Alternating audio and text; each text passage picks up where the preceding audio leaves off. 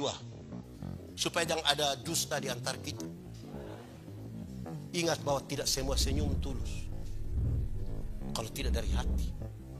Kita datang, kita bilang, Shalom, Shalom. Kita sudah lewat baru separuh.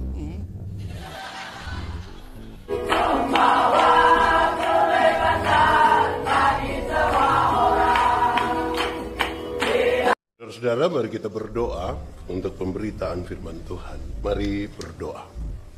Ya Tuhan, kami mohon kepadamu. Kuatkanlah dan teguhkanlah iman kami. Supaya waktu di mana kami belajar firman Tuhan, biarlah ini menjadi waktu paling baik bagi kami. Tuhan, kami berdoa, Tuhan memberkati hamba-Mu yang akan menyampaikan firman. Tapi Tuhan juga memberkati semua orang yang memberi hidupnya untuk pemberitaan firman hari ini. Jauhkanlah penggoda, jauhkanlah pencobaan. Baik di dalam kami, baik di sekitar kami. Supaya di dalam damai-Mu, kami belajar firman Tuhan. Terima kasih Tuhan, kami rindu pada firman-Mu. Berfirmanlah bagi kami Tuhan, di dalam nama Yesus, firman yang hidup itu kami berdoa. Amin. Marilah berdiri untuk mendengarkan firman Tuhan yang dibacakan dari Alkitab. Matius 7 ayat ke-16 hingga ayat yang ke-20. Dari buahnya lah kamu akan mengenal mereka. Dapatkah orang memetik buah anggur dari semak duri atau buah ara dari rumput duri?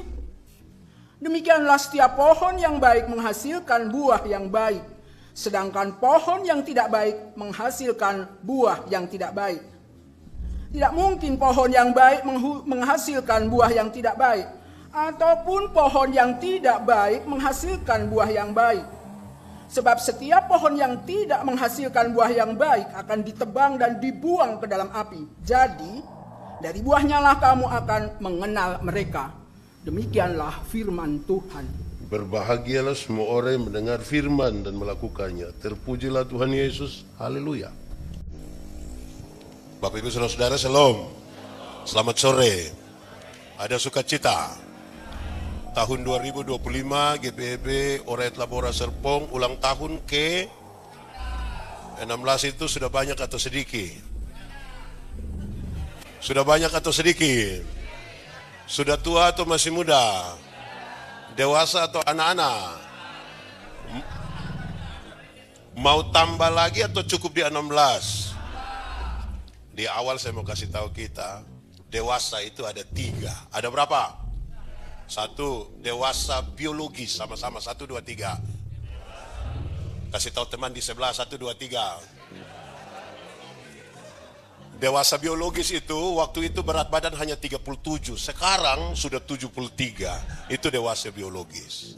Waktu itu pakai celana nomor 10, 27 tidak ada masalah karena perut rata saja. Sekarang perut seperti ada 3 begitu, 1 di sini, 1 di sini. Itu dewasa biologis. Makan tidur, cocok, ya gemuk. Itu berkaitan dengan pembangunan fisik. Kedua, dewasa psikologi. Sama-sama? Kasih tahu teman di sebelah, 1, 2, 3. Dewasa psikologi tidak tergantung umur dan berat badan. Umur 40 tahun, tapi kalau tukang tersinggung, sedikit-sedikit tersinggung, sedikit-sedikit tersinggung, sedikit-sedikit tersinggung. Tersinggung kok sedikit-sedikit. Di Orayat Labora ada yang biasa tersinggung, yang sedikit-sedikit mau keluar mau bikin GPIB sendiri di sebelah situ ada.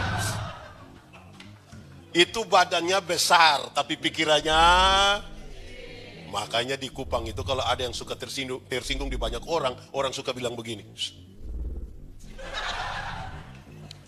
3, dewasa iman. Sama-sama, 1, 2, 3. Kasih tahu teman di sebelah, 1, 2, 3.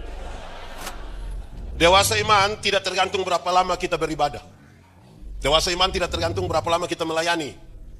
Dewasa iman tidak tergantung berapa lama kita memutuskan menjadi orang percaya. Dewasa iman itu begini, ada anak umur 3 tahun, ada meja berat 10 kg, anak umur 3 tahun bisa pikul meja yang 10 kilo?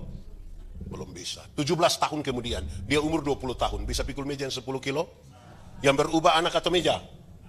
Itu dewasa iman, tidak meminta beban menjadi ringan, tapi berdoa meminta bahu yang semakin kuat. Orang dewasa iman tidak akan menangis meminta masalah berubah, karena dia tahu kalau Tuhan izinkan ada masalah, Tuhan tahu seberapa kuatnya dia. Amin. Saya mau tanya, saudara punya masalah? Saudara punya masalah? Tidak usah omong, tidak usah omong. Saya lihat ini muka masalah semua. Masalah ialah kesenjangan antara harapan dan kenyataan. Misalnya harapan menikah umur 28, kenyataan su 34. Ya, harapan menikah dengan dia, kenyataan dia nikah dengan kita pun teman di sebelah. Tapi masalah bukan masalah, cara menangani masalah yang biasanya jadi masalah. Karena itu orang dewasa iman hampir tidak meminta orang lain berubah. Tapi siapa yang berubah? Kadang-kadang kita terlalu sibuk minta orang lain berubah, sampai lupa rubah diri sendiri. Di Orat Labora ada begitu. Yang terlalu sibuk dari orang lain itu ada. Ada dia di sini sekarang. Tunjuk saja tidak apa-apa. Baik. Karena kita akan berbicara dengan tema dari buahnya kamu akan dikenal. Saya ingin mengatakan hal yang standar. Saya berkhotbah tentang buah dan ini standar sekali. Kekristenan itu bertingkat-tingkat. Ada 3 tingkatan dalam kekristenan. Ada berapa? 3 kalau pakai bahasa Indonesia? Ya 3. Pakai bahasa Inggris baru? Pakai bahasa rote? Oke. Kekristenan itu bertingkat-tingkat. Ada 3 tingkatan dalam kekristenan. Tingkatan yang paling bawah, yang paling dasar itu adalah beragama tapi tidak beriman. Sama-sama 1, 2, 3. Beragama tapi. Untuk Kristen dia sulama Kristen. Rantai salib su besar. Baptis mungkin su 6 kali kok dia mungkin. Tapi beriman belum tentu. Kenapa? Di Indonesia agama masuk dalam struktur berbangsa dan bernegara. KTP harus tulis agama. Semua orang menjadi beragama. Beriman belum tentu. Mau jadi polisi harus beragama. Mau jadi tentara harus beragama. Mau jadi pendeta harus beragama. Semua orang menjadi beragama. Beriman belum tentu. Contoh, ini contoh standar saya biasa pakai di mana-mana. Kalau tangan kanan gatal artinya yakin kalau tangan kanan gatal artinya dapat uang. Kalau tangan kanan gatal artinya dapat uang, orang koreng pasti kaya raya. Karena bukan tangan kanan saja yang gatal, semua gatal habis itu. Alkitab kasih tahu, satu-satunya cara untuk dapat berkat adalah kerja. Sama-sama 1, 2, 3. Kerja bukan bagatal, kerja. Amin deh. Saya bawa materi di banyak tempat di Indonesia. Habis dorang bilang, Pendeta Andi, boleh kita foto-foto dulu? Boleh. Pas mau foto dia bilang, jangan 3 orang, jangan 3 orang. Foto 3 orang nanti yang foto yang mati. Bayangkan Kristen bertahun-tahun ini masih percaya hal-hal yang macam begitu. Saya tidak tahu di Jakarta, di sini. Saya besar dalam sebuah keyakinan. Ini keyakinan berjamaah. Kalau keluar dari rumah, jalan jauh dari rumah, tiba-tiba rasa BAB. Ambil apa? Batu berapa? Saudara yakin kalau batu itu menyelesaikan persoalan BAB? Yakin? Saudara bisa bayangkan hal seperti itu, kita bisa disugesti begitu rupa untuk percaya, tapi Yesus menjadi juru selamat, orang mesti mencari data yang valid baru percaya. Di sini ada toilet. Ada. Kenapa tidak kasih turun batu? Jadi beragama tapi belum tentu beriman. Saya protes beberapa sahabat. Saya tanya dorang, saudara percaya kalau berkat itu Tuhan atur? Amin. Atau tidak amin lagi? Saudara yakin kalau berkat Tuhan atur? Tapi ada orang di depan toko itu ada kucing yang begini. Supaya Kristen, tapi belum tentu beriman. Amin. Kedua, bertobat tapi tidak berbuah. Sama-sama 1, 2, 3. Kasih tahu teman di sebelah 1, 2, 3. Untuk mabuk dia tidak mabuk lagi. Untuk judi tidak judi lagi. Tipu istri, pukul istri sudah tidak lagi. Tapi karena dia tidak berbuah, dia hanya bercerita tentang masa lalu. Orang yang bertobat tapi tidak berbuah hidup hanya untuk masa lalu. Tidak ada masa depan itu. Karena nanti dia hanya bicara waktu tahun 1970, pindah satu tempat ulang waktu tahun 1970, ke satu tempat ulang lagi waktu tahun 19. Satu waktu dia baru bangun, orang bilang lihat 1970 kan. Karena hanya untuk masa lalu. Tuhan menciptakan kita melihat ke depan dengan leher yang sedikit lentur, sesekali lihat ke belakang. Jangan lupa sejarah juga, titik berangkatnya dari mana. Tapi hidup bukan untuk begini terus. Amin. Masa lalu tidak bisa dirubah, tapi masa depan bisa dirancang di dalam nama Tuhan. Sama-sama 1, 2, 3. Masa lalu tidak bisa dirubah, tapi masa depan bisa dirancang di dalam nama Tuhan. Kasih tau kawan di sebelah, kasih tau dia di sebelah. 1, 2, 3. Masa lalu tidak bisa dirubah, masa depan. Semua orang punya masa lalu.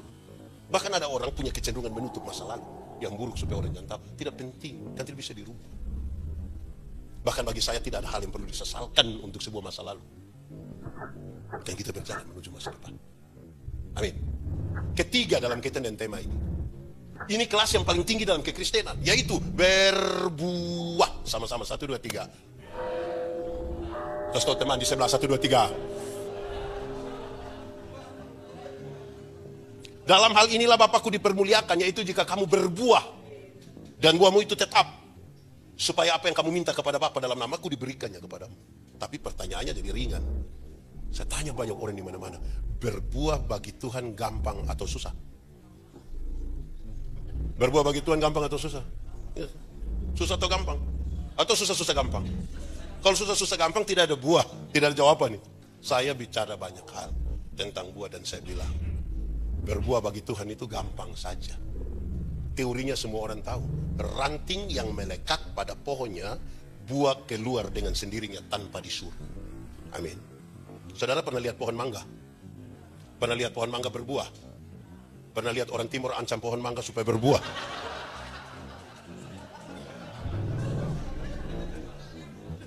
Ranting yang melekat pada pohon, buah kan keluar dengan sendirinya tanpa disuruh. Amin.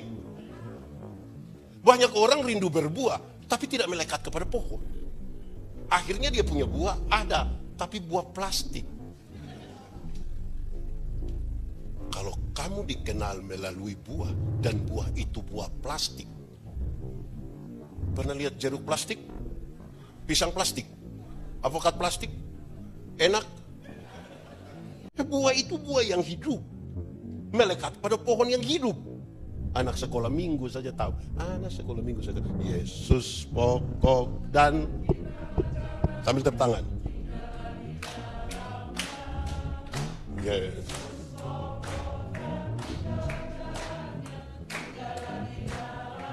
Lebih lagi. Yesus tinggallah di dalam. Pasti apa? Akan apa? Sudah, tidak usah terlalu lah. Berarti kalimat kuncinya adalah melekat kepada pohon. Sama-sama 1, 2, 3. Atau satu katanya adalah menyatu. Sama-sama 1, 2, 3. Untuk menyatu dengan Tuhan ada syarat. Ada? Syaratnya adalah menjaga kekudusan. Sama-sama 1, 2, 3. Kenapa menjaga kekudusan menjadi syarat? Tuhan yang kita sembah, yang kepadanya kita melekat, itu Tuhan yang kudus. Yang kudus tidak dapat bersatu dengan yang tidak kudus. Tanggalkanlah kasutmu, sebab tempat di mana engkau berdiri itu adalah kudus. Kalau kudus itu terang, tidak kudus itu gelap, maka yang terang tidak dapat bersatu dengan yang gelap. Kalau kita diterang, bisa lihat orang di gelap? Bisa? Orang di gelap, bisa lihat kita di terang? Lalu kenapa kadang-kadang kita sudah diterang, kita kembali ke gelap? Orang diterang pulang kembali ke gelap, itu kan dia suka begitu. Apa itu? Di Kupang bilang Maloi, di Manado bilang Bahoba.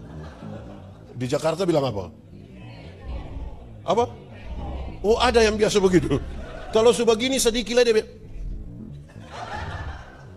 Pak Pendeta, saya punya teman itu rajin sekali pelayanan, tapi dia tidak jaga kekudusan. Oh, itu kita sekedar aktivis pelayanan. Kita sibuk dengan jadwal-jadwal. Kita sibuk dengan menjawab semua jadwal. Tapi kita tidak menyatu dengan Tuhan, tidak ada buah. Pendeta Yandi berkhotbah setiap hari menyatu dengan Tuhan, belum tentu. Kalau tidak menjaga kekudusan. Pemain musik ini, penyanyi ini menyanyi bagus. Tiap hari menyanyi. menyatu dengan Tuhan? Belum tentu kalau tidak menjaga kekudusan. Saudara mungkin hadir pada semua ibadah. Bahkan mungkin saudara disebut maha hadir. Senin hadir, Selasa hadir, sampai Minggu hadir. Yang usia, apa di sini sebut apa ini? Lanjut usia dia hadir, pemuda hadir, sekolah minggu hadir, remaja hadir. Menyatu dengan Tuhan? Belum tentu kalau tidak menjaga kekudusan. Kita bisa ukur, kita berbuat atau tidak. Karena syaratnya jelas, menempel kepada pohon, melekat. Kisah ini menjadi serius dalam pembacaan ini. Kenapa? Pendengar mayoritas dari orang-orang yang ikut Yesus waktu itu, kan ini bagian dari khotbah di bukit yang kita baca. Mayoritas adalah orang-orang yang hampir-hampir kehilangan cara. Mereka orang-orang biasa. Mereka orang-orang yang hampir sudah terabaikan di tengah-tengah dunia. Teks utuh dari perikop itu bicara tentang ajaran sesat. Dia ingin menyampaikan kepada kita, jangan sampai kamu terkecoh dengan orang yang datang dalam rupa domba, yang mengiming-imingi sesuatu, tapi sesungguhnya tidak. Mereka tulis Tuhan. Ada hal yang serius di situ. Kenapa? Saya bicara dengan sangat serius di mana-mana. Kalau cari Tuhan jangan sekedar untuk sembuh. Palsu itu. Kenapa? Tuhan datang ke dunia bukan untuk bikin orang sakit jadi sembuh. Walaupun bisa dia buat. Ada orang tidak kenal Tuhan malah lebih sehat dari kita. Yang biasa minum sopi, cap tikus itu. Minum dari 3 hari lalu sampai tadi pagi, istirahat sedikit, minum ulang, dia tidak tahu sakit. Kita yang mengaku kenal Tuhan itu dekat AC saja pulang pilek.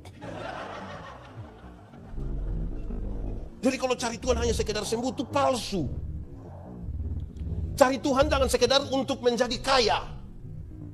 Tuhan datang ke dunia bukan untuk bikin orang miskin jadi kaya. Walaupun bisa dia buat. Ada banyak orang tidak kenal Tuhan malah lebih kaya dari kita toh. Itu koruptor itu kaya-kaya semua. Dorang punya rumah 2, 3, 4, 5 sampai tidak suka tinggal di dorang punya rumah dan pindah tinggal di penjara sana. Tapi kaya-kaya itu. Kita yang mengaku kenal Tuhan yang sedikit-sedikit pulsa habis.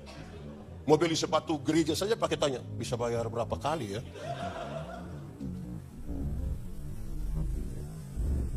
Lalu Tuhan datang ke dunia untuk apa? Menebus dan menyelamatkan saya dan saudara. Amin. Kalimat Yesus ini jadi penting. Carilah dahulu kerajaan Allah dan kebenaran. Selamat dulu. Baru yang lain itu di kekayaan kehormatan di, umur panjang di, jabatan di, istri di. Kok istri di apa ini? Kalau yang kita cari di dunia adalah hal-hal yang sementara, kitalah orang yang paling sial di dunia. Amin. Kenapa? Saya bicara di banyak tempat. Pada akhirnya semua akan nol. Pada akhir. Latihan badani itu terbatas gunanya. Tapi ibadah itu mengandung janji. Baik untuk hidup yang sekarang maupun untuk hidup di zaman yang akan datang. Terus saya bilang begini, nanti sudah umur 50 tahun, cantik atau tidak cantik tidak penting lagi. Tidak bisa disembunyikan di balik lipstik dan bedak, tidak bisa lagi. Waktu baru umur 20-30 tahun itu yang kita rasa pipi ini kinclong, mantap. 50 melele ini. Menjaga bagaimana. Saya punya teman itu, waktu kami SMA dia tato Guns N' Roses pelambang yang pakai pangku kaki itu melukis. Kulit bagus, tinta bagus, kontras dapat sekali. Hampir iri hati kita lihat. Umur 17. Waktu umur 43 tahun dia sakit. Saya pergi lihat itu, saya juga sedih itu. Itu tato bukan seperti orang pangku kaki, seperti orang menyembah itu. Yang jasmani terbatas. Kalau buah yang kita cari hanya jasmani sangat terbatas. Kalau ada orang datang tanya, ibu umur berapa bu? Terus dia bilang, ibu bilang 50. Dia sengaja kaget. 50? Macam baru 35. Jangan percaya. Masa 50 sama dengan 35, nanya 15 di mana? Mari kita jujur terhadap ini situasi lah. Kalau ibu jalan dengan ibu punya anak nona terus tanya, ini siapa sayang? Ini siapa ini? Ini saya punya anak nona yang pertama. Dia kaget, anak nona macam kakak adik. Jangan percaya. Jangan percaya. Masa mama dengan anak seperti kakak adik? Mama dengan anak kalau macam kakak adik hanya 2 kemungkinan.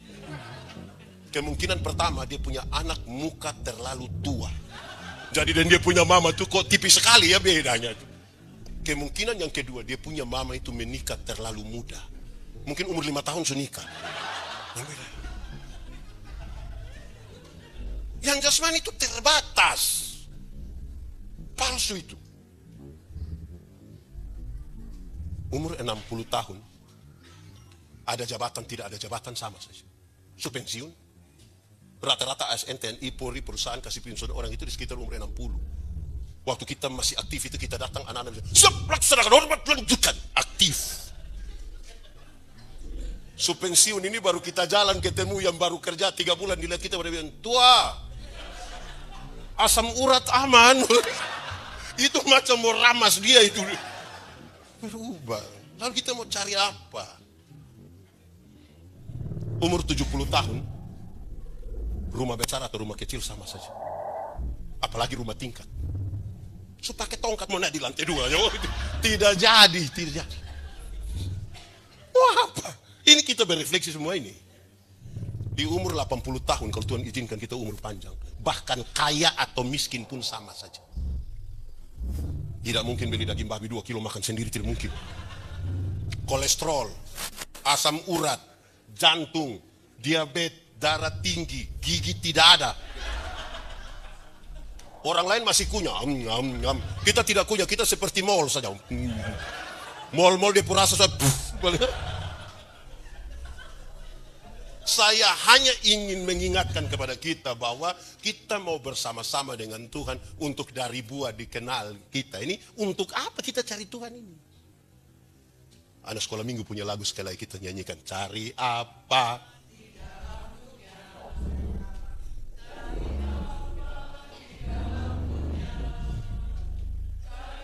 Ini lagu kelesu sekali.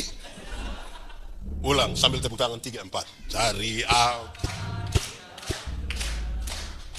Cari apa tidak?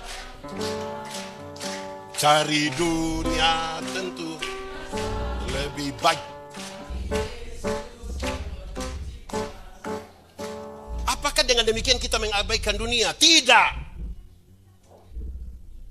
Tapi carilah dahulu kerajaan Allah berkaitan dengan mata, pikiran, perasaan, dan hidup yang tertuju kepada Tuhan.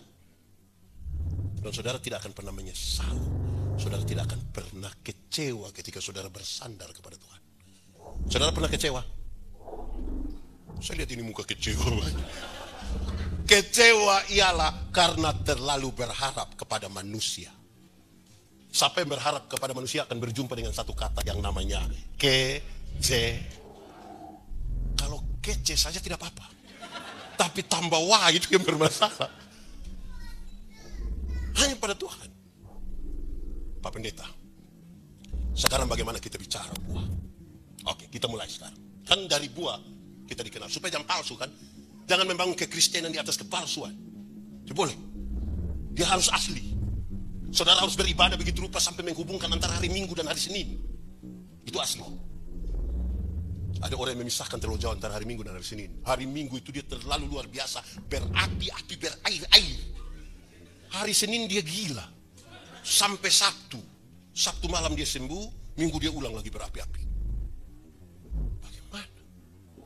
Hari Minggu dia bilang haleluya. Hari Senin dia halilintar. Bagaimana itu?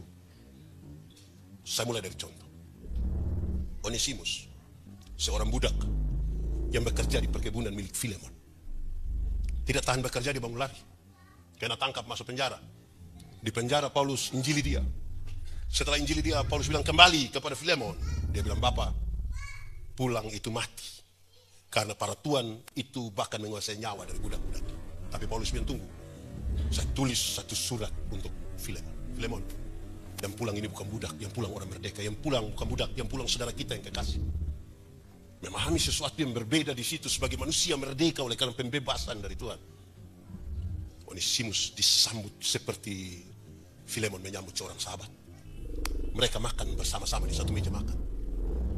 Orang-orang semua heran, kok bisa ya seorang budak yang melarikan diri disambut dengan baik oleh Tuhan. Mereka bertanya-tanya, kok bisa begitu? Orang bilang apa? Tuhan kami mengajarkan kami tentang hal itu. orang-orang yang tidak mengenal Tuhan ingin memahami, ingin mengetahui, ingin mencari Tuhan mana yang mengajarkan orang tentang kasih yang luar biasa itu. Buah. Amin. Dari buah sekarang orang mengenal tuh siapa pohonnya itu. Pak Pendeta, buah apa sih? Buah apa sih? Supaya betul-betul ini buah yang kemudian mengidentifikasikan pohon. Di dalam kekristenan itu hanya satu. Buah itu adalah kasih. Sama-sama, 1, 2, 3. Kasih. Hukum Taurat ada berapa? Dari 10 itu dijabarkan jadi 613 pasal. Dari 613 pasal masih ada ribuan peraturan hidup setiap hari. Dari ribuan itu Tuhan Yesus menyimpulkan dia tinggal 2 kalimat, yaitu mengasihi Tuhan dan mengasihi. Dari 2 kalimat itu Tuhan simpulkan dia tinggal 1 kata, yaitu K-A-S-I-H. K-A-S-I-H. Apa? Kasih, kasih, kasih. Kasih, kasih, kasih. Kasih itu apa? Kasih.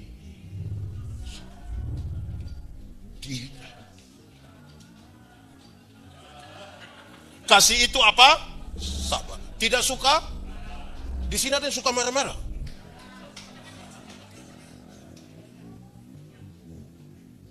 Itu lagu anak sekolah minggu punya lagu yang kasih itu itu kutipan dari pertama Korintus pasal 13. Secara umum surat pertama Korintus itu latar belakangnya adalah Paulus dapat informasi dari keluarga Chloe. Paulus, jemaat sudah mau pecah. Dia tanya, mau pecah kenapa? Ada 2 hal Bapak. 2 hal apa itu? 1, jemaat mau pecah karena suka pilih-pilih pelayan. Sama-sama, 1, 2, 3. Suka pilih-pilih. Separuh bilang pelayan yang baik itu harus seperti Paulus. 1 kali berkhotbah 2.000, 3.000 orang bertobat. Separuh tidak. Pelayan yang baik harus seperti Apolos. Apolos kan seorang pengkhotbah. Dia khotbah 5-6 jam, orang tidak mengantuk. Itu dulu. Paulus dan Apolos tidak tahu. Tapi jemaat sementara mengelompokkan diri. Seolah-olah ada golongan Paulus. Seolah-olah ada golongan Apolos. Ini yang bikin kacau jemaat ini. Di Serpong sini ada yang suka pilih-pilih pelayan. Ada. Ini jemaat dong sekarang ini suka ikuti, kalau di Gemit sebut warta jemaat. Di sini kalau baca ibadah minggu 28 September dipimpin oleh pendeta ini.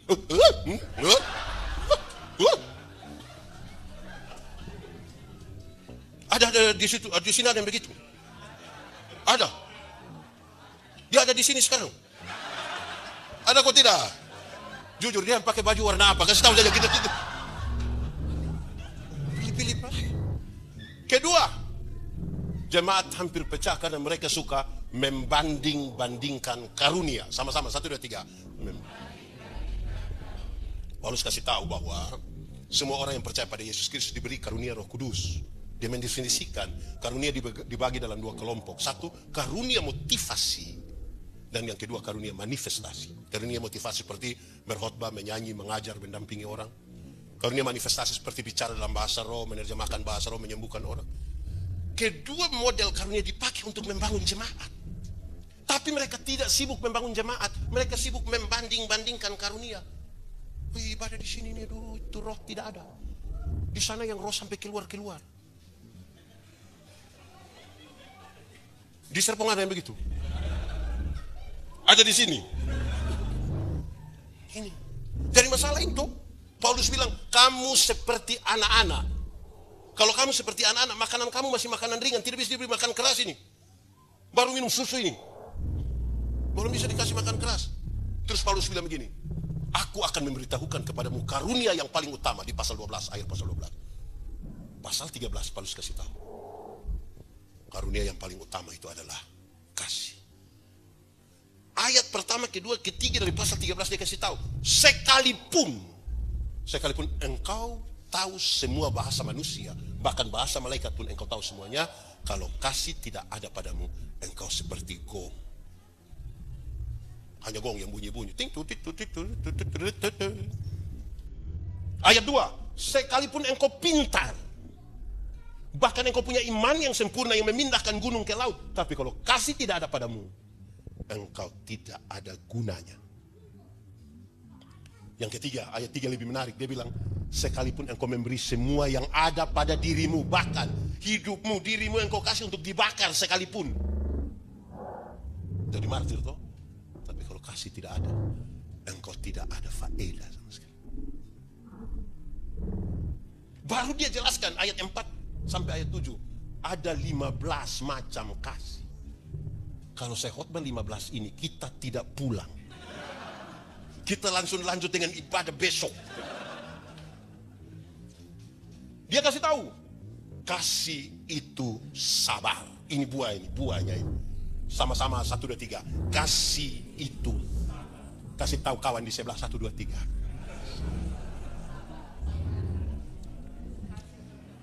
Dalam Alkitab, sabar itu tidak sama dengan menunggu waktu pulang. Tidak menunggu kapan selesai. Belum juga. Alkitab tidak mengisyaratkan sabar. Dalam Alkitab sabar itu ada 2. Ada berapa? 1. Sabar terhadap situasi. Sama-sama 1, 2, 3. Ada situasi tertentu dalam hidup ini yang kita tidak suka. Kita tidak suka. Coba saudara pikirkan ada situasi saudara tidak suka. Tapi firman Tuhan bilang apa? Sabar. Ada sakit penderitaan yang saudara alami bertahun-tahun dan saudara tidak suka. Kanker sudah penuh saudara pun diri. Tidak suka. Tapi firman Tuhan bilang apa? Sabar. Saudara tidak suka tanggung jawab pelayanan lagi sebagai penatua. Dia coba habis 2027 kalau kita selesai sudah. Jadi PHRG ini pusing kita coba selesai sudah kok habis. Tapi firman Tuhan bilang, PHRG aman.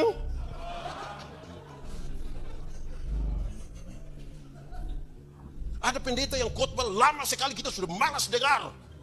Mau keluar sudah tapi firman Tuhan bilang, sabar.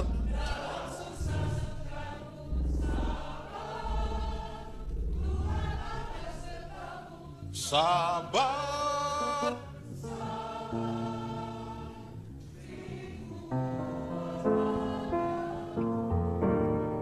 Kedua, sabar terhadap orang. Sama-sama, 1, 2, 3. Ada orang-orang tertentu di sekitar kita punya hidup ini yang terlalu menjengkel. Tapi firman Tuhan bilang, ada tetangga-tetangga dekat rumah itu yang terlalu tapi firman Tuhan bilang, ada sesama majelis itu terlalu tapi firman Tuhan bilang, ada juga kami pendeta ini terlalu tapi firman Tuhan bilang, ada ini jemaat atau ini terlalu tapi firman Tuhan bilang, ada suami ini terlalu tapi firman Tuhan bilang, ada juga istri itu.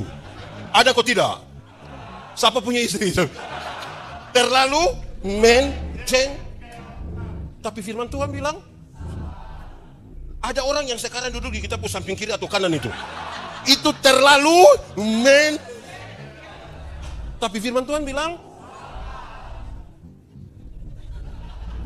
saudara lihat sekarang, buah kesabaran itu kalau ada, buah kesabaran itu ada, pasti orang mengenal Tuhan. Kenapa ya orang Kristen sesabar ini ya? Itu kan dimaksud. Wih, ternyata kamu luar biasa. Itu yang dimaksud. Ada karunia menyanyi dong di gereja. Ini pendeta tanya, ada paduan suara, vokal group? No.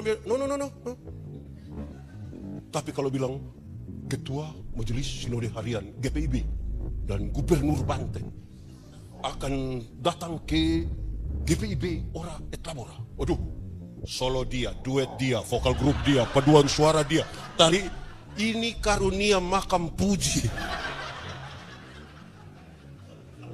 Dari buah ini kan orang kenal di orang toh. Betul kok tidak? Nanti pas dia maju, dia lagi. Ada begitu di Serpong. Orang telur ada. Laki-laki atau perempuan itu? Buah. Kan yang kelihatan itu yang orang nilai itu. Dari buahnya orang mengenal. Nah sekarang bicara tentang kasih. Tidak ada orang lain. Tidak ada keyakinan lain. Tidak ada yang belajar kasih sedetail kita. Kenapa? Dengar. Kenapa orang mengasihi Tuhan? Orang mengasihi Tuhan karena dia tahu dia berasal dari mana. Orang mengasihi Tuhan itu tahu diri.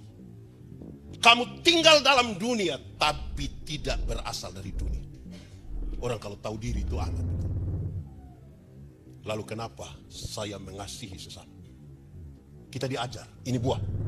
Saya mengasihi sesama karena pada diri sesama ada gambar dan rupa Allah. Saudara tidak usah menghargai saya karena saya pendeta.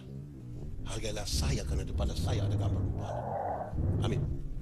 Kita mengasihi Tuhan karena kita tahu diri kita berasal dari mana. Kita mengasihi sesama karena kita tahu pada dirinya ada gambar dan rupa Allah. Lalu posisi kita di mana sekarang? Posisi kita lebih sayang diri atau lebih sayang orang lain?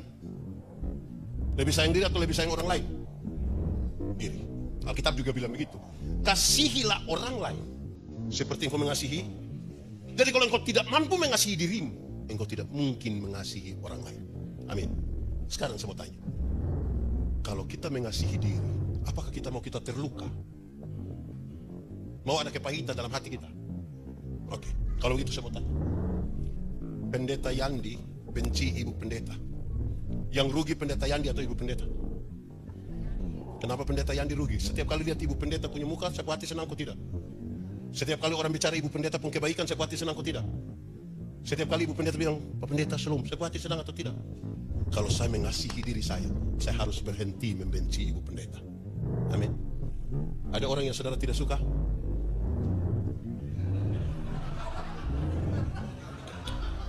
Ada orang yang saudara tidak suka yang menjengkelkan itu? Ada yang saudara tidak suka? Kalau saudara mengasihi dirimu, saudara harus berhenti membenci dia. Amin. Kenapa kebencian itu tidak bagus? Kenapa kekristenan bicara kasih itu poin berikutnya adalah pengampunan? Kenapa dia bicara itu? Kan dia mau kasih tahu yang begini. Kalau Anda tidak mengampuni, di dalam hidupmu itu penuh dengan amarah, kepahitan, rasa ingin balas dendam, energi negatif. Kalau itu ada di dalam hidupmu, Roh Kudus tidak mampu.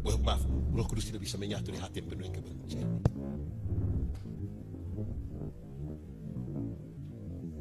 Amin. Supaya kita tidak pura-pura. Kekristenan tidak mengajarkan kita tentang pura-pura. Ada dua contoh saya mau pakai. Satu, di GPIB ini ada kok tidak yang habis ibadah jabat tangan di pintu ada. Saya paling tidak suka dua cara jabat tangan. Satu, itu orang datang sorong ujung jari saja, yang ini saja. Dia hanya sorong ini, najis kan? Sorong sedikit saja, tidak usah. Orang pegang tangan itu begini. Bukan. Kedua, yang paling saya tidak suka itu dia jabat tangan dengan saya tapi dia pemata di orang lain. Oh iya, sama saya. Orang jabat tangan itu begini, ya ini begini. Bukan, saya itu tidak usah omong buah yang terlalu lah, buah yang tiap hari. Amin kok. Contoh kedua, supaya jangan ada dusta di antara kita. Ingat bahwa tidak semua senyum tulus. Kalau tidak dari hati. Kita datang kita bilang Shalom, kita sudah lewat separuh. Buah apa? Saya berkhotbah di banyak bank di Indonesia. Sampai ini ibu-ibu yang kerja di bank ini cantik-cantik semua. Mau lihat jauh, lihat dekat, tetap cantik. Dorang pakai pakaian bagus-bagus lagi. Kerja di ruang tertata rapi lagi, bersih lagi. Kita di bank ini macam kita tidak mau pulang, macam mau lihat terus dong pemuka begini. Kita baru naik tangga terakhir dengan santun sekali dong begini. Selamat siang, ada yang bisa kami bantu? Terus saya tanya doang, ibu-ibu, siapa di antara ibu-ibu yang bangun pagi lihat suami bangun terus dia bilang, selamat pagi, ada yang bisa kami bantu?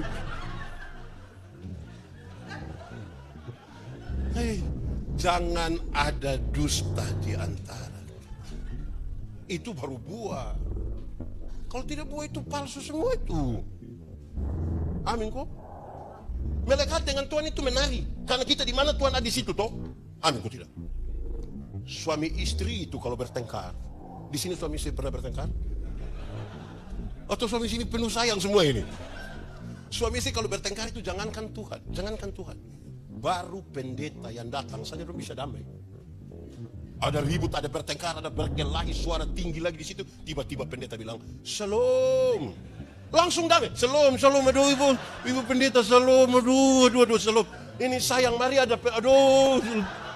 Itu baru pendeta. Palsu sekali ya itu perdamaian itu. Coba kalau pendeta shalom, sabar kita masih bertengkar ini.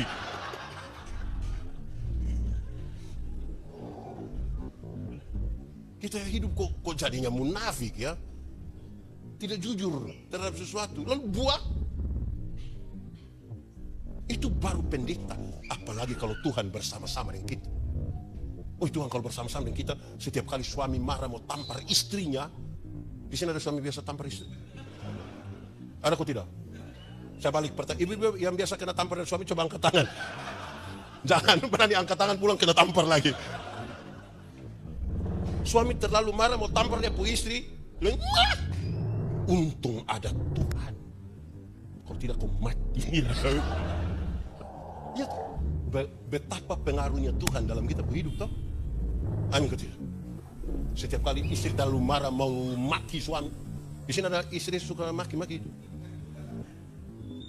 Setiap kali dia mau maki dia, untung ada Tuhan. Bukan dia maki habis. Ampun. Ini hanya di mulut, di hati tidak. Omong kok. Apa yang keluar dari mulutmu itu gambaran dari hati. Ya ada kepalsuan. Kita di gereja ini. Ada teori bilang begini.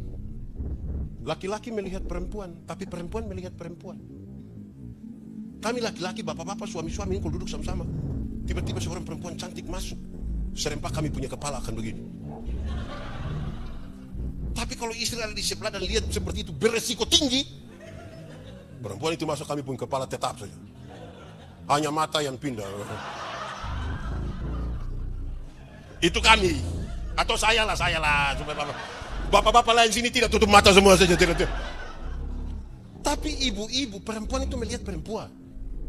Ibu-ibu ini kalau duduk sama-sama. Laki-laki ganteng masuk, itu orang biasa-biasa saja. Tidak histeris. Kalau mereka reaksinya ringan. Jangan coba-coba yang masuk itu ibu-ibu. Rok agak pendek, sepatu agak tinggi, tas agak besar. Itu lihat ibu-ibu punya siku dan bibir. Kasih tahu teman di sebelah dia pakai siku. Yang sebelah lihat dia pakai bibir. Kadang-kadang 3, 1, 2. Di orang etlabora sini ada. Itu dia majelis.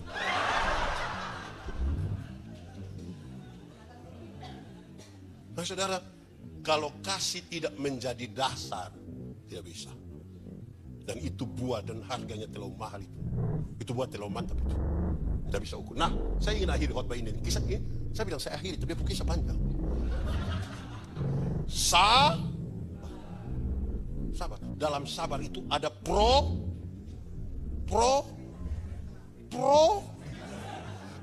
proses bukan protes. Proses. Dalam kesabaran itu ada dulu itu sama dengan itu hari. Iya toh. Dulu ada satu binatang di dunia namanya ayam. Sekarang juga ada toh. Ayam dulu itu hanya dibedakan atas ayam jantan dan ayam betina. Tapi tiba-tiba muncul ayam potong. Akhirnya ayam yang tadinya hanya ayam sekarang menjadi ayam kampung. Karena sudah ada ayam potong. Akhirnya bikin kita manusia yang bingung. Apakah ini ayam kampung yang dipotong atau ayam potong yang di kampung? Tapi tidak usah masalah itu ayam. Kita bisa bedakan. Ada yang pelihara ayam kampung di rumah? Ada atau tidak? Ada atau tidak? Tidak ada. Saudara bikin apa sih?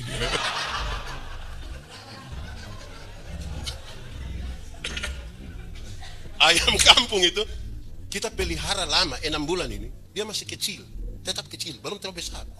Tapi dia punya daging enak atau tidak? Kalau dijual mahal atau tidak? Kalau betina bertelur atau tidak? Ya karena ini ayam mengerti proses. Beda dengan ayam potong. Ayam potong kita baru pelihara 1 bulan saja mata besar begini. Itu kalau lihat pakai kaca pembesar, lihat langsung begini. Tapi ini ayam tidak mampu bertahan. Orang gas motor di samping kandang besok itu ayam mati. Pulang dari pasar ikat salah di motor dia kaki patah. Karena ayam tidak tahu berproses. Semua langsung mau jadi, semua mau jadi. Tidak bisa begitu. Sabar. Amin toh. 1, 2, 3. Buahnya di situ. Kesabaran. Proses. Sukses itu apa? Sukses itu orang tahu dia datang dari mana, mau pergi ke mana, dan dengan cara apa dia pergi ke situ. Itu sukses. Datang dari mana, pergi ke mana, dengan cara apa dia pergi ke situ. Dia bicara tentang 3 komponen, yaitu asal, proses, tujuan. Ada orang tujuan ada, proses bagus. Tidak ingat asal, itu orang tidak tahu diri.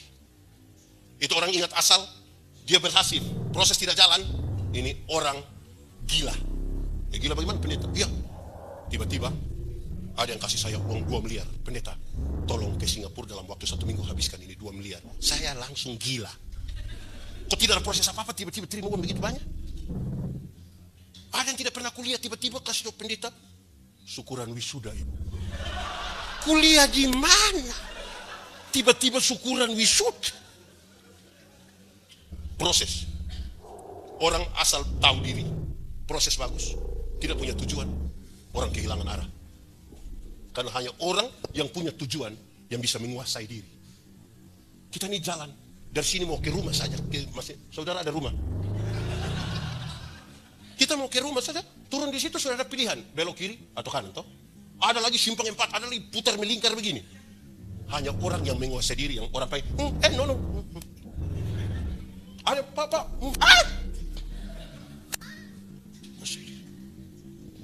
Saya dengan beliau, minta maaf saya pakai tunda bapak saya. Saya dan beliau ini, kalau kami 2 mau lawan musuh di sana, kami pegang senjata, mau perang lawan musuh ini. Kami merayap dari satu kursi ke kursi yang lain, musuh juga merayap dari sana. Tiba-tiba saya injak beliau punya sepatu. Kira-kira beliau marah atau tidak? Marah atau tidak? Tidak marah, karena sesuatu yang penting. Kami 2 kalau bertengkar, kami kena tembak. Tapi coba kalau tidak ada musuh di sana, tiba-tiba saya muat kaki di dia punya sepatu. Minimal lu tidak ada mata. Bagi orang yang tahu tujuan menguasai diri, tidak ada waktu sedikit pun untuk bertengkar, untuk iri hati, untuk hal-hal yang receh yang tidak perlu. Dan dia tahu dia pun tujuan. Amin kok. Tidak ada kesempatan duduk omong sesama majelis pun apa yang jelek. Kenapa lihat saya? Oke, lalu kasih itu, dalam kasih itu, saudara, saya bilang, saudara pernah dengar kabar ini, tapi saya ingin menyampaikan ulang supaya betul-betul kita tahu itu buahnya. Yang paling bisa mengkonfirmasi tentang buah yang kasih itu adalah ibu-ibu. Siapa? Saya mau tanya, ibu-ibu. Di sini ada ibu-ibu. Ini anak SMP semua ini. Ibu-ibu. Melahirkan itu sakit atau tidak? Terlalu sakit. Mau melahirkan normal atau abnormal tetap sakit. Sesar itu abnormal, ibu.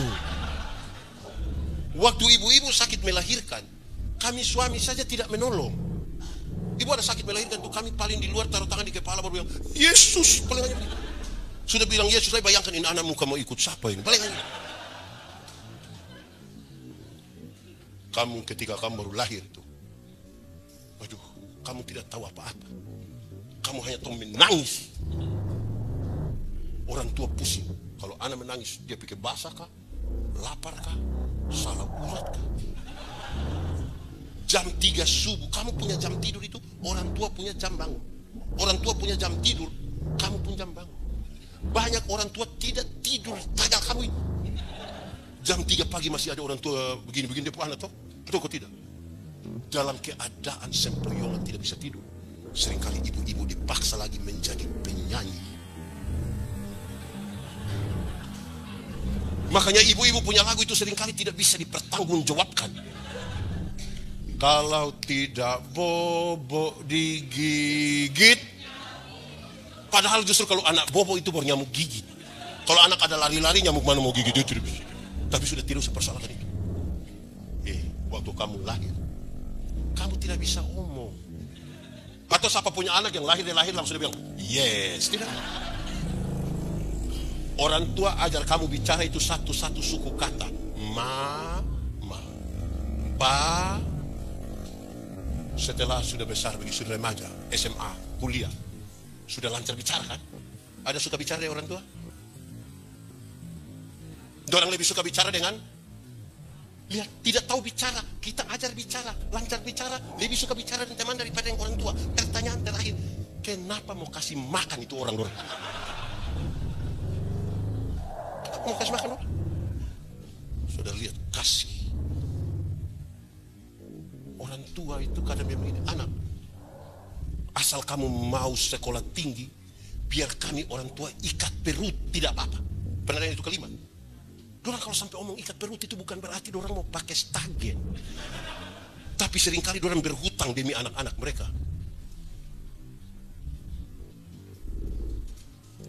Kamu waktu lahir, waktu kamu pilek, orang tua tidak pernah pakai tisu.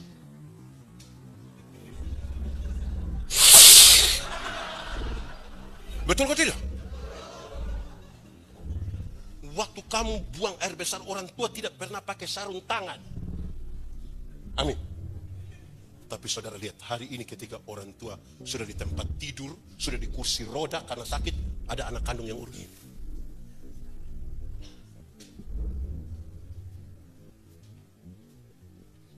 Orang tua melahirkan kita banyak, tidak pernah titip kita di mana-mana. Tapi anak banyak-banyak yang sukses, bisa sepakat titip orang tua di panti jompo. Yang sudah titip atau rencana titip, batalkan sekarang, batal. Karena hari ini kita titip dorang, besok-besok anak-anak titip kembali kita. Hidup ini hanya tukar sapa titip sapa. Saya mau bilang ke saudara, saya mau tanya, minta maaf, ibu berapa bersaudara? 5. Ibu minta maaf berapa saudara? 3. Bapak berapa saudara? 5. Berapa tadi? 4, 5. Satu mama bisa melahirkan 5, 4, 5. Tapi 5, 4, 5 anak yang sukses belum tentu bisa urus satu mah. Belum tentu. Kita selalu menemukan alasan untuk tidak mengurus. Hampir-hampir kita melihat kasih yang tidak berimbang. Kita jarang telepon dorang. Padahal orang tua selalu berdoa. Kalau kita sakit, dia berdoa, Tuhan kalau berkenan jangan dia yang sakit, biar saya sakit.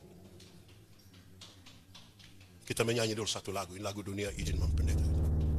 Kasih ibu.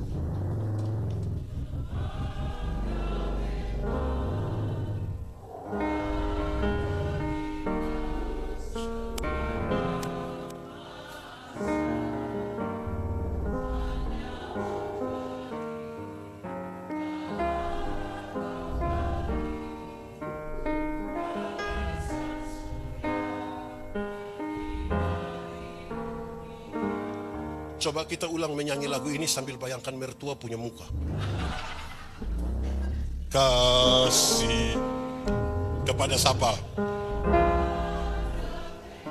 Mau sampai kapan?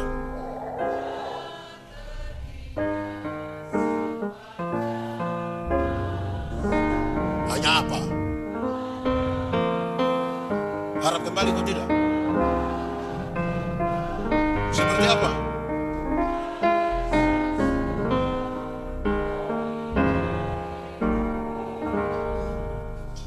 Kita mau dramatisir dia sedikit lebih lagi, kita akan saya suruh kita menyanyi lagu ini terus anak-anak lihat dia punya mama di mana, papa bangun peluk dan ucapkan satu kalimat. Kita suka kehilangan kasih. Kita pakai standar yang terlalu duniawi untuk mengukur itu kasih. Padahal itu buah yang betul-betul paling Tuhan mau dari kita. Karena dari pohon, dari buah itu orang kenal pohon. Hari ini saudara bertanya kepada Tuhan Yesus seperti apakah engkau mengasihi aku? Tuhan Yesus tidak jawab. Saya ulangi, hari ini saudara bertanya pada Yesus, Tuhan seperti apa engkau mengasihi aku? Tuhan Yesus tidak jawab. Dia merentangkan tangannya di kayu salib dan mati bagi saya dan saudara. Tidak ada kasih lebih besar dari kasih seorang sahabat yang memberi nyawanya bagi sahabat-sahabat tanpa kepalsuan.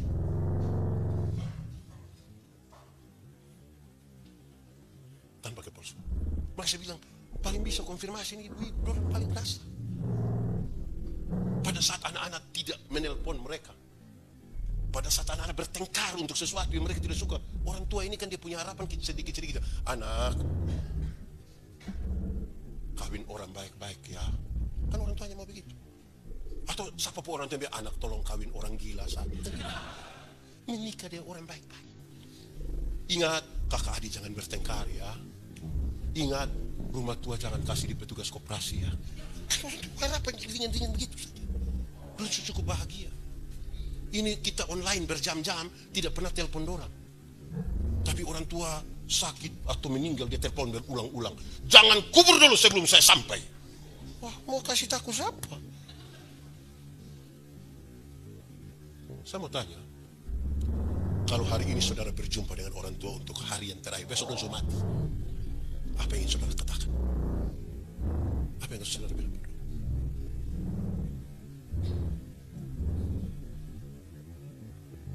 Kehebatan kita itu adalah ketika Tuhan menggambarkan relasi Tuhan dengan manusia itu seperti relasi satu, suami istri, yang kedua relasi orang tua anak.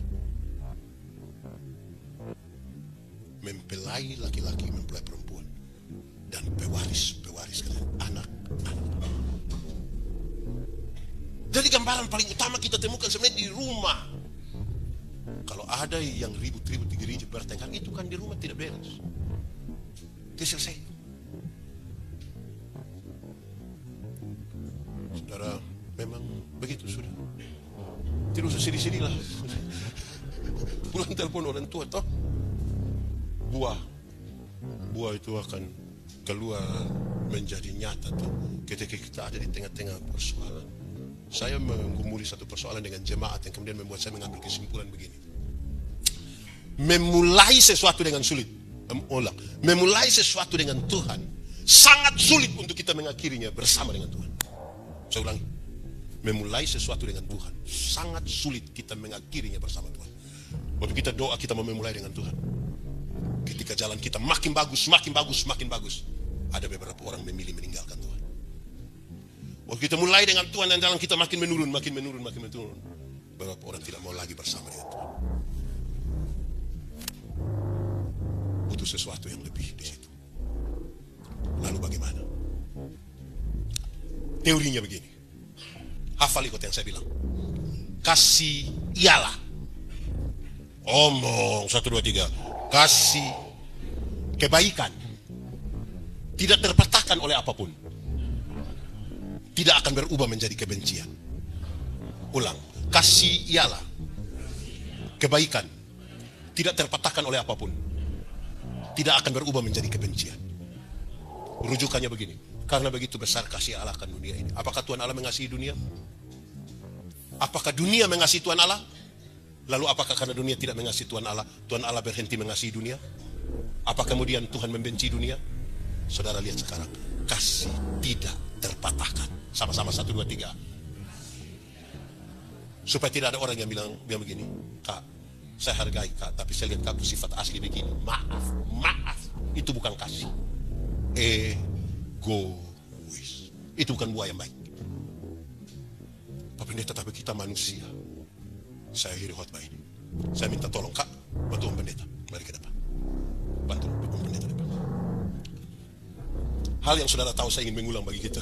Supaya buah kita itu tetap. Anggap saja ini hanya anggapan. Ini tangan Tuhan. Dan ini tangan orang berdosa. Nah, ini anggap saja. Sekarang, sebagai manusia berdosa, coba dia pegang Tuhan. Dia pegang tangan Tuhan. Kuat. Lebih kuat. Tambah kuat.